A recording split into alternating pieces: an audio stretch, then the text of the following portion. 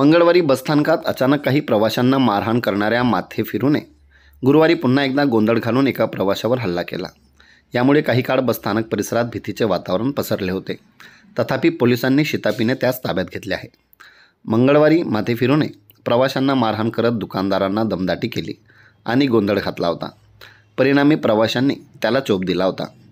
तो त्यावेळी फरार झाला होता। गुरुवारी पुन्हा तो बसस्थानकात आला आणि एक प्रवाशास मारहाण केली। यामुळे तो प्रवासी किरकोळ जखमी झाला, पण गंभीर दुखापत टळली। घटनेची माहिती कळताच उपविभागीय पोलीस अधिकारी दर्शन दुग्गड यांनी पोलीस निरीक्षक राजू लोखंडे यांना संबंधितास ताब्यात घेण्याचे आदेश दिले।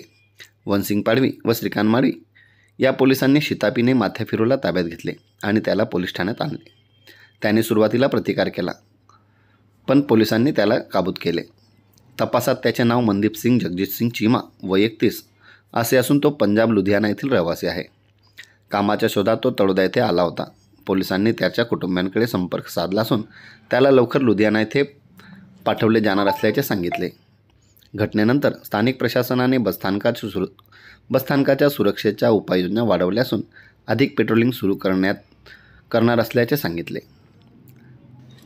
तळोदा शहरामध्ये विंटत असलेला एक वेडसर इसम नामे मनदीप जगजीत सिंग चीमा राहणार शिवाजीनगर लुधियाना पंजाब हा हिंडत असल्याबाबत पोलीस स्टेशनला माहिती मिळाली। पत्रकार लोकांनी व सामाजिक कार्यकर्त्यांनी पोलीस स्टेशनला कळवलं। एक नोकरी न मिळाल्याच्या नैराश्यामधून तो व्यसनाच्या आहारी गेल्यामुळं असा वेड्यासारखा फिरत होता। तरी मी तळोदा शहरातील लोकांना विनंती करतो, नागरिकांना घाबरण्याचं काही कारण नाही। तो व्यवस्थित आहे आणि तो त्याच्या गावी आज रोजी लुधियाना जात आहे।